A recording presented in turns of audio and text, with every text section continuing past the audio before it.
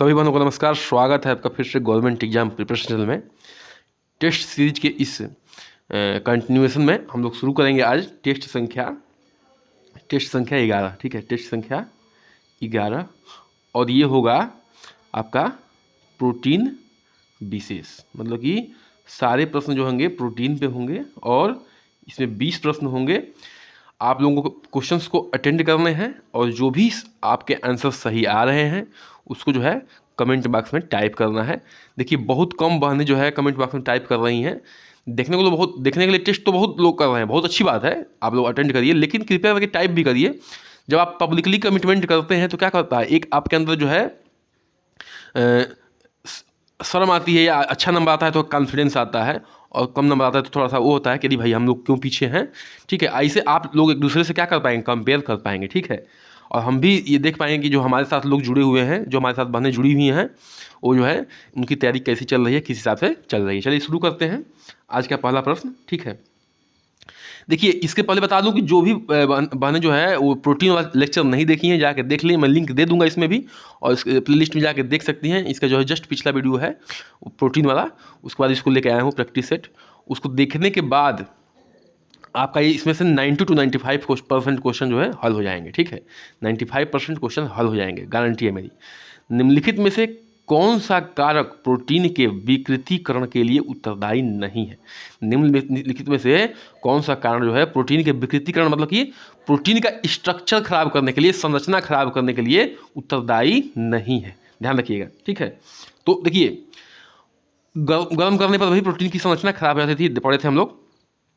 ठीक है, चार्ज का देखते हैं, पीएच परिवर्तन पे भी खराब हो जाती है, और कार्बनिक साल्टवेटर का यूज करने पर भी जो है प्रोटीन का विकृतीकरण हो जाता है। तो फिलहाल जो उसका उत्तर होगा चार्ज, क्या होगा, चार्ज, यानी कि प्रोटीन के विकृतीकरण के लिए जो है चार्ज उत्तरदायी नहीं है। चार्ज मतलब क्या होता है, प्लस आयन।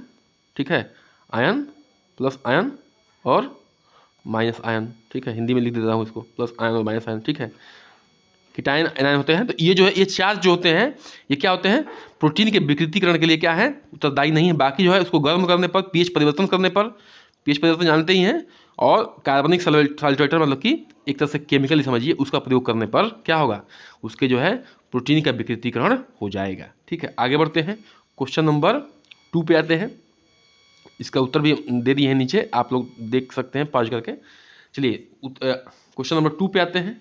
निम्नलिखित में से कौन प्रोटीन के 3D आकार को निर्दिष्ट करने के लिए जिम्मेदार है? ठीक है, 3D आकार को निर्दिष्ट करने के लिए, निर्धारित करने के लिए कौन जिम्मेदार है? देखिए 3D क्या होता है, जैसे देखिए एक मैं ये एक्स एक्सिस है, ठीक है, और ये वाई एक्सिस है। तो इस पर अगर मैं एक रिंग रखता हूँ, चाहे पेपर पर रिंग बनाता हूँ ऐसे, तो ये क्या हो जाएगा, ये क्या हो जाएगा, ये एक्स एक्सिस में होगा। ठीक है, ये रिंग है, मतलब कि पेपर पे एक रिंग बना दिया, ठीक है, गोला, और मैं इसी पे एक जेड, ये हो गया जेड एक्सिस, क्या है, ये जेड एक्सिस है। इसी पे मैं एक बॉल रख दिया, बॉल, ठीक है, ये बॉल हो गया, ठीक है, ये बॉल हो गया, खेलने वाली बॉल। तो ये क्या हो जाएगा, इसकी क्या होगा, ये जेड एक्सिस में भी आ गया। मतलब जिसकी क्या होगी, लंबाई, चौड़ाई, ऊंचाई होगी, तीनों होगी, वो क्या होगा, 3D में होगा। और खाली जिसमें क्या होगी, लंबाई और चौड़ाई होगी, वो क्या होगा, वो 2D में होगा, 2 डायमेंशनल होगा। और ये फिलहाल जो 3 डायमेंशनल की बात हो रही है, और किसकी बात हो रही है, प्रोटीन की बात हो रही है, कि इसमें से जो है कौन सा जो है प्रोटीन के 3 डायमेंशनल, मतलब 3 जो है एक्सिस में होने के लिए जिम्मेदार है। तो ऑप्शंस पढ़ लेते हैं, उसके बाद आंसर करते हैं, आप लोग आंसर करिए।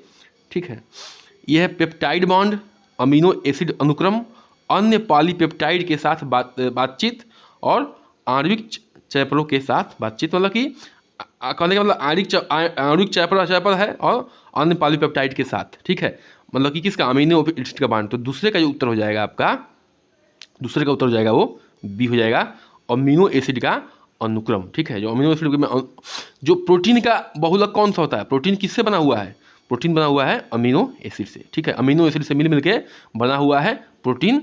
तो इसका जो अनुक्रम है वो क्या है, 3D बांड को 3 डिग्री में निर्दिष्ट करने के लिए क्या है, वो जिम्मेदार है। आगे बढ़ते हैं, क्वेश्चन नंबर किस पे आते हैं, 3 पे आते हैं। क्वेश्चन नंबर 3 क्या है कि संयुग्मित प्रोटीन का वर्गीकृत रूप नहीं है।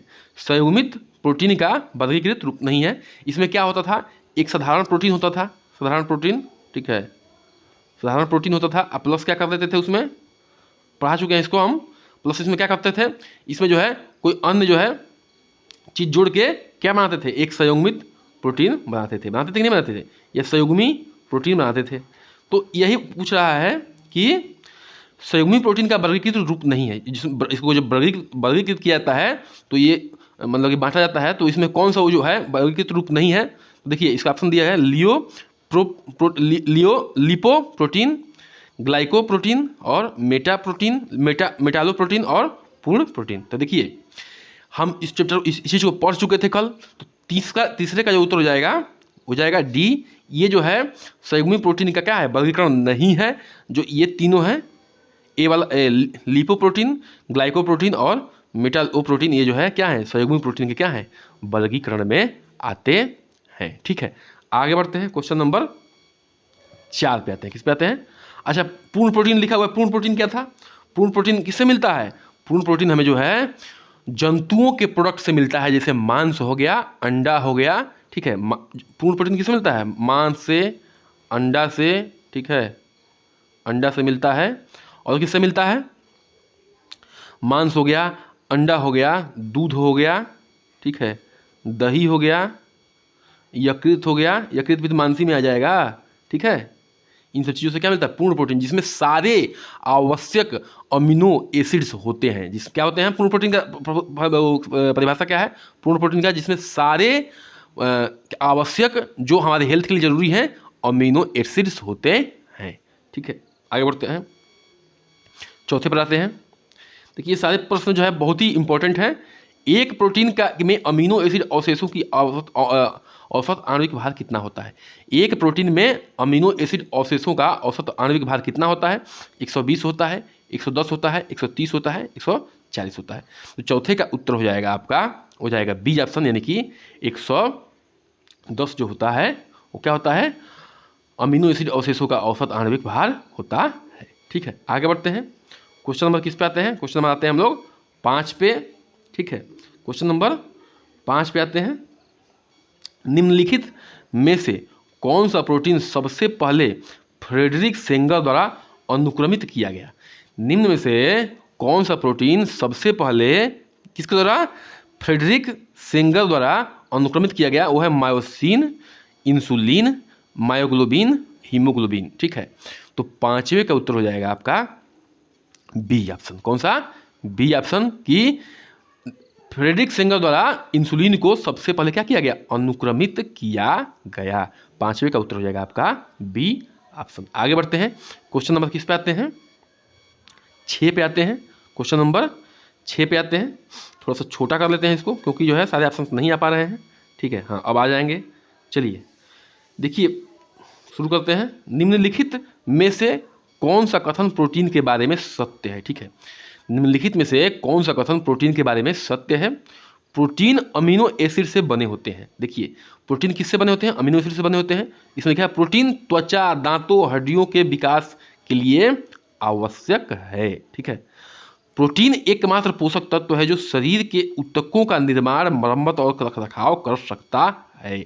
सारे प्रोटीन के चैप्टर में जो पिछला चैप्टर है उसमें सारा कुछ हम लोग पढ़ चुके हैं बिल्कुल फिगर के साथ, और एक एक चीज़ को एक्सप्लेन करके थोड़ा सा तेज पढ़ाया हूँ क्योंकि मैं जानता हूँ थोड़ा सा वीडियो जब लंबी होने लगती है, लेक्चर लंबा होने लगता है तो मुझे दिक्कत होने लगता है कि आप लोग जो है पता नहीं ध्यान देंगे नहीं देंगी, आप लोग लंबा होने चक्कर बोझ ना हो जाए, इसलिए मैं थोड़ा सा स्पीड बढ़ा देता हूँ जब लेक्चर लंबा होने लगता है। तो अगर आप लोग कमेंट बॉक्स में लिख देंगे कि नहीं सर थोड़ा सा लंबा हो जाएगा तो भी कोई दिक्कत नहीं है, तो मैं आराम से पढ़ा दूंगा और अच्छे से पढ़ा दूंगा। ठीक है, और उसका लास्ट ऑप्शन है उपरोक्त सभी। तो देखिए ऐसे क्वेश्चनों से सीखने को मिलता है क्या, उस चीज़ के बारे में हर चीज़। ठीक है, तो ये आपका 6वां का उत्तर हो जाएगा आपका डी ऑप्शन, उपरोक्त सभी सही है।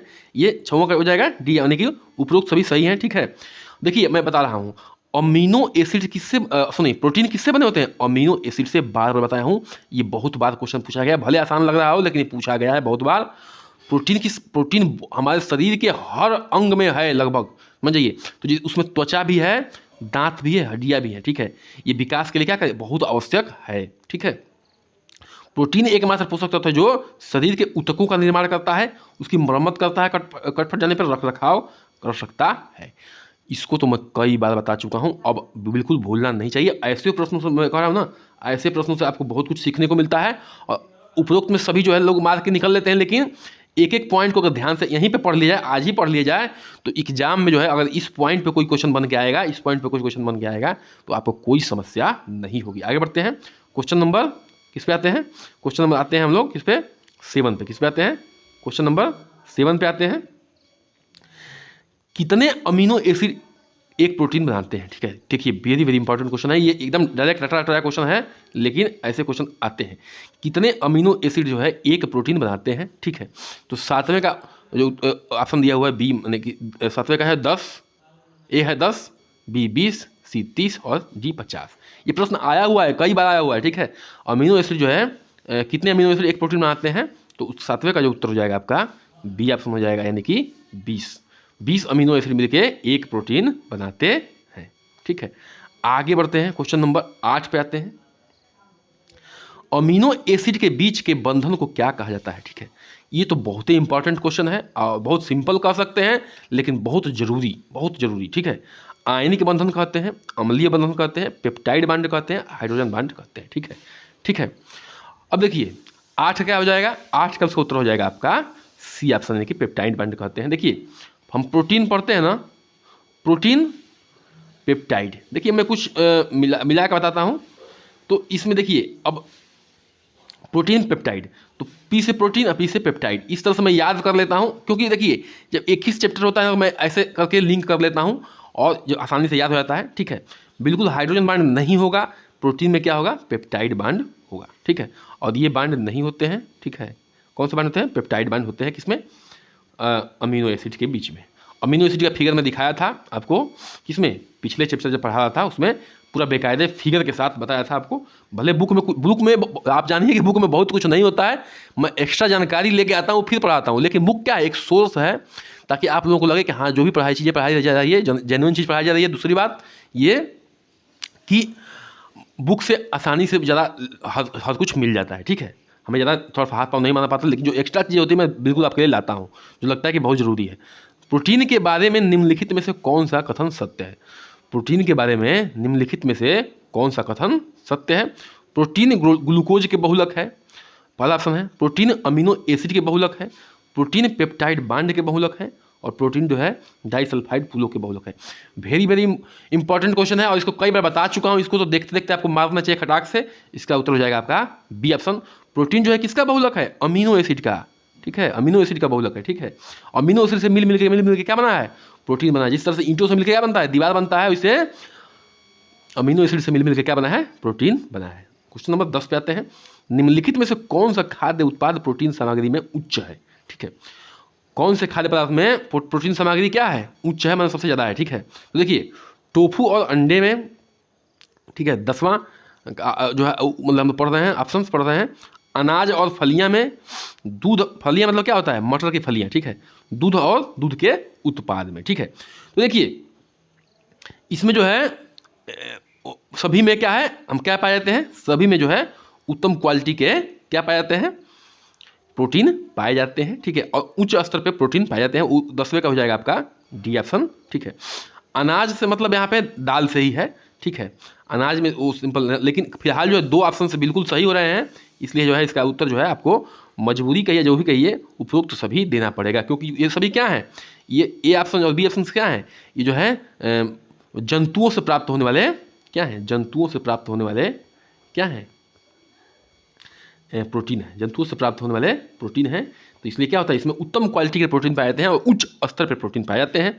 फलियां भी क्या है? दाल में आता है, इसलिए जो है इसको भी क्या कहते हैं? इसमें भी प्रोटीन पाया ही जाएगा। फिलहाल ये उत्तम क्वालिटी वाला पूछ नहीं रहा है, पूछ रहा है कि इसमें जो है कौन से किसमें खाद्य पदार्थों में प्रोटीन सामग्री उच्च है, मतलब ज़्यादातर पाया जाता है। ठीक है, तो इस क्वेश्चन के हिसाब से उसका उत्तर हो जाएगा डी ऑप्शन। आगे बढ़ते हैं, क्वेश्चन नंबर 11 पे आते हैं। ठीक है, क्वेश्चन नंबर 11 पे आते हैं और इसको पढ़ते हैं। 11 क्या है कि पूर्ण प्रोटीन के बारे में निम्नलिखित में से कौन सा कथन सत्य है? जो पूर्ण प्रोटीन होता है जो किससे मिलता है? हमें जंतुओं से मिलता है। ठीक है, जंतुओं के प्रोडक्ट से मिलता है। ठीक है, उसमें और मेवों से मिलता है। जैसे बादाम हो गया, बादाम वगैरह से जो मेवा होता है, अखरोट वगैरह होता है, उससे भी जो है पूर्ण प्रोटीन हमें मिलता है, ठीक है, जो कि हाई कास्ट है, उसको अच्छे लोग ही खा सकते हैं। उच्च प्रोटीन जो है खाद्य पदार्थ जो शरीर के वजन को स्थिर रखते हैं। उच्च प्रोटीन खाद्य पदार्थ जो होते हैं क्या करते हैं, शरीर के वजन क्या रखते हैं, स्थिर रखते हैं, यानी अंग्रेजी में बोले तो क्या रखते हैं, मेनटेन रखते हैं, ठीक है, किसको, वेट को। वेट को क्या करते हैं ये लोग, मेंटेन रखते हैं, ठीक है। भोजन जिसमें वसा और प्रोटीन की संतुलित मात्रा होती है। भोजन ये कौन सा पूर्ण प्रोटीन में क्या होता है कि वसा की मात्रा और प्रोटीन की मात्रा क्या होती है, संतुलित मात्रा में होती है, मतलब कि बैलेंस्ड होती है। क्या होती है, बैलेंस्ड होती है, ठीक है। खाद्य पदार्थ जो शरीर की आवश्यक सभी अमीनो एसिड प्रदान करते हैं।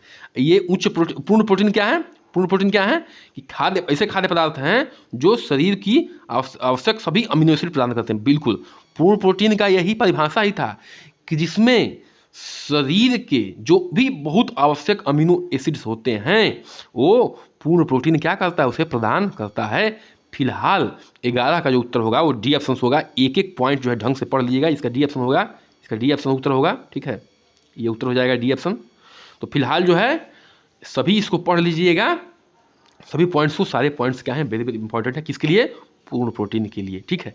आगे बढ़ते हैं, क्वेश्चन नंबर आते हैं हम लोग किस पे, 11 पे, क्वेश्चन नंबर 11 पे आते हैं, सॉरी 12 पे आते हैं, उसका उत्तर था उपरोक्त सभी, 12 पे आते हैं।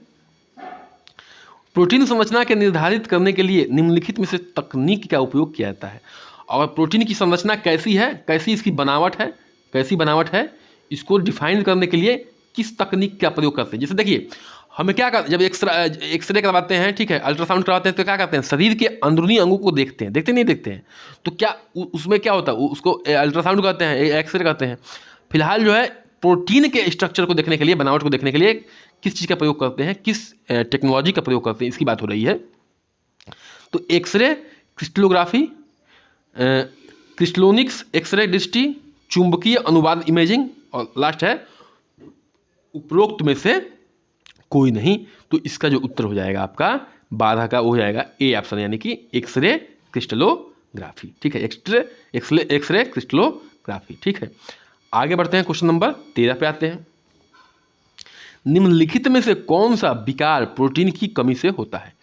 कौन सा विकार जो है, कौन सा रोग, ठीक है, विकार मतलब कि परेशानी, विकार मतलब क्या होता है, कौन सी परेशानी जो है प्रोटीन की कमी से होती है। तो जब हम क्वासिकोर पढ़ा थे उसमें अगर उसको आप ध्यान से देखेंगे उस बच्चे के चित्र को, तो आप सारे जो है आपके अंदर बैठ जाएगा, एकदम बैठ जाएगा, भैया ऐसा, ये रोगी ऐसा होता है जो प्रोटीन कमी से होता है, ठीक है। और आप जो है आसानी से किसी भी ऑप्शन को हल कर सकते हैं। तो ऑप्शन है वजन घटाने वाला, मांसपेशियों में की थकान, ठीक है, मांसपेशियों की ताकत में कमी, ठीक है। तो 13 का उत्तर हो जाएगा आपका, हो जाएगा डी, यानी कि उपरोक्त सभी सही। देखिए, प्रोटीन से क्या बनती है, मांसपेशियों का निर्माण होता है, मांसपेशियों का क्या होता है, निर्माण होता है, और मांसपेशियों में ताकत भी मिलती है, किससे, प्रोटीन से ही। इसके जो है कटे फटे होते हैं, इसकी क्या होती है, इसकी मरम्मत भी होती है, ठीक है। तो देखिए, वजन तो घटेगा ही, जब मांसपेशियों का निर्माण नहीं हो तो वजन घट ही जाएगा, ठीक है। मांसपेशियों में थकान तो आएगी ही जब मांसपेशियां सही तरह से डेवलप नहीं होंगी, और मांसपेशियों में ताकत की भी कमी रहेगी, ठीक है। तो इसके सारे ऑप्शन क्या हो जाएंगे, 13 का क्या हो जाएगा, डी ऑप्शन, यानी उपरोक्त सभी सही। क्वेश्चन नंबर 14 पे आते हैं। निम्नलिखित में से कौन सा कोशिकांग प्रोटीन के संश्लेषण के लिए प्रक्रिया में शामिल है। निम्नलिखित में से कौन सा कोशिकांग प्रोटीन के संश्लेषण में शामिल है। कोशिकांग मतलब होता है कोशिका का अंग। कोशिकांग मतलब क्या होता है, कोशिका का अंग, यानी कि पार्ट ऑफ सेल, कोशिका का अंग, ठीक है। कौन सा पार्ट ऑफ सेल जो है किसके निर्माण में, प्रोटीन के संश्लेषण प्रक्रिया में शामिल है। तो ऑप्शन देखिए, बहुत ही इंपॉर्टेंट प्रश्न है ये। वेसिकल्स है, राइबोसोम है, सिकोट्रॉन है, या माइटोकॉन्ड्रिया है, ठीक है। तो 14 का जो उत्तर हो जाएगा वो हो जाएगा बी ऑप्शन, यानी कि राइबोसोम जो है, जो कोशिका का एक पार्ट है, अंग है, वो संश्लेषण प्रक्रिया में क्या है, शामिल है। आगे बढ़ते हैं, क्वेश्चन नंबर किस पे आते हैं, 15 पे आते हैं। किस पे, 15 पे। निम्नलिखित में से कौन प्रोटीन का कार्य नहीं है। इनमें से जो है कौन सा प्रोटीन का कार्य नहीं है। भोजन पचाने में मदद करता है। इसमें से कौन सा जो है प्रोटीन कार्य नहीं है कि भोजन पचाने में मदद करता है। अनुवांशिक जानकारी वहन करता है, ठीक है, हमलावर रोगजनकों के खिलाफ लड़ता है, रक्त में ऑक्सीजन के परिवहन में मदद करता है। देखिए ये पूछ रहा है कि प्रोटीन का कार्य नहीं है, नहीं पर विशेष ध्यान दीजिएगा आप लोग, ठीक है, क्योंकि आता हुआ क्वेश्चन जो है गड़बड़ आता है, नहीं नहीं अगर ध्यान नहीं दिया जाए नहीं को। देखिए इसमें जो है 15 का आपका उत्तर हो जाएगा बी ऑप्शन। देखिए ये अनुवंशिक जानकारी को प्रदान नहीं करता है प्रोटीन, ठीक है, कि अनुवंशिकी आपका कैसा है, माता पिता कैसे हैं, ठीक है, इस सब चीज़ों का जानकारी नहीं देता है। बाकी भोजन को पचाने में मदद करता है, सब पढ़ चुके हैं हम लोग, ठीक है। हमलावर रोगजनकों के खिलाफ लड़ाई भी लड़ता है और रक्त में ऑक्सीजन के परिवहन में मदद करता है, क्योंकि हीमोग्लोबिन भी किससे बनता है, प्रोटीन से ही बनता है, ठीक है। और इम्यून सिस्टम को भी तगड़ा करता है प्रोटीन, तो हमलावर से लड़ेगा ही लड़ेगा, ठीक है। और भोजन पचाने में भी सहायता करता है, इस चीज़ को हम लोग देख चुके हैं, ठीक है। क्वेश्चन नंबर किस पे आते हैं, 16 पे आते हैं, ठीक है। क्वेश्चन नंबर 16 पे आते हैं। प्रोटीन के 3D संरचना द्वारा निर्धारित की जा सकती है, ठीक है। प्रोटीन की जो 3D संरचना है किसके किसके द्वारा निर्धारित की जा सकती है, स्पेक्ट्रोस्कोपी द्वारा, एक्सरे क्रिस्टलोग्राफी द्वारा, परमाणु चुंबकीय अनुनाद द्वारा, और दोनों बी और सी द्वारा। तो ध्यान रखिएगा इसका उत्तर हो जाएगा आपका 16 का डी ऑप्शन। क्या हो जाएगा, डी ऑप्शन। एक्स्ट्रोस्कोपी और एक्सरे क्रिस्टलोग्राफी दोनों द्वारा प्रोटीन की 3D संरचना क्या कर सकते हैं, हम लोग निर्धारित कर सकते हैं, हम लोग इस चीज़ से देख सकते हैं, इस टेक्नोलॉजी का प्रयोग करके। ये क्या है, एक तरह का टेक्नोलॉजी है, क्या है, टेक्नोलॉजी है, ठीक है। इसका प्रयोग करके हम देख सकते हैं कि क्या है, प्रोटीन का क्या है स्ट्रक्चर जो है, क्या है, 3 डायमेंशनल है, क्या है, 3 डायमेंशनल है, इस तरह से, ठीक है। आगे बढ़ते हैं, क्वेश्चन नंबर किस पे आते हैं हम लोग, 17 पे आते हैं। कृपया करके चैनल को सब्सक्राइब करिए। आपके साथ देखिए कितना बेहतरीन तरीके से आपको समझाया जा रहा है एक एक प्रश्न को, और बिल्कुल इंपॉर्टेंट प्रश्न लाए जा रहे हैं, ठीक है। वेबसाइटों से खोज के, बुकों से खोज के, ढूंढ के, ठीक है, और तब जाके ये क्वेश्चंस बनते हैं। फिर पढ़ना भी पड़ता है हर पॉइंट पे कि कहीं पॉइंट जो है गड़बड़ ना हो जाए आपका, ठीक है।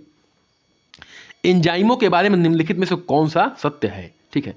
जो एंजाइम हैं उनमें से निम्नलिखित में से कौन सा पॉइंट सत्य है, वो प्रोटीन है, न्यूक्लिक एसिड है, कार्बोहाइड्रेट है, या DNA अणु है, ठीक है। तो 17 का जो ऑप्शन हो जाएगा वो ए हो जाएगा। क्या हो जाएगा, एंजाइम्स किससे बने होते हैं, प्रोटीन से बने होते हैं। किससे बने होते हैं, एंजाइम भी या यूं कहिए कि एंजाइम भी एक प्रकार का क्या होते हैं, प्रोटीन होते हैं। एंजाइम भी एक प्रकार का क्या होते हैं, प्रोटीन होते हैं। और प्रोटीन के बहुत प्रकार हैं, उस प्रकारों में हम बता चुके हैं। आप जो है पिछला वीडियो जाके देखिए, लिंक दे दूंगा, ठीक है। आगे बढ़ते हैं। जो भी पुरानी बहनें वो तो सब जानती हैं, लेकिन जो नई बहनें हैं हमारी वो देख सकती हैं जाके, ठीक है। क्वेश्चन नंबर 18 पे आते हैं। प्रोटीन की प्राथमिक 1 डिग्री संरचना के बारे में निम्नलिखित में से कौन सा कथन सत्य है। पृथ्वी कह रहे हैं, प्रोटीन की प्राथमिक 1 डिग्री संरचना के बारे में निम्नलिखित में से कौन सा कथन सत्य है। प्रोटीन का पेचदार संरचना, प्रोटीन का उप इकाई संरचना, प्रोटीन का त्रिआयामी संरचना, एक पेप्टाइड बंधन से जुड़े अमीनो एसिड का अनुक्रम। तो 18 का जो उत्तर हो जाएगा वो हो जाएगा डी, एक पेप्टाइड बंधन से जुड़े अमीनो एसिड का अनुक्रम। देखिए इसको थोड़ा सा हम लोग ध्यान, हल्का सा दिमाग लगाएं तो भी हो सकता है कि प्रोटीन का प्राथमिक 1 डिग्री संरचना, मतलब कि ये इसके स्ट्रक्चर के बारे में पूछ रहा है, तो थोड़ा सा इसको इस पे जो है हम लोग ये ऑप्शन जो है उससे क्या मैच कर रहा है, एक पेप्टाइड बंधन से जुड़े अमीनो एसिड का अनुक्रम, ठीक है। आगे बढ़ते हैं, क्वेश्चन नंबर 19 पे आते हैं, ठीक है। किस पे, 19 पे आते हैं। निम्नलिखित में से कौन सा रोग प्रोटीन की कमी से होता है। अब इसको तो एकदम आप देखे बता दीजिए, एनीमिया, क्वासिकोर, हाइपोथायराइडिज्म, ठीक है, और उपयुक्त सभी।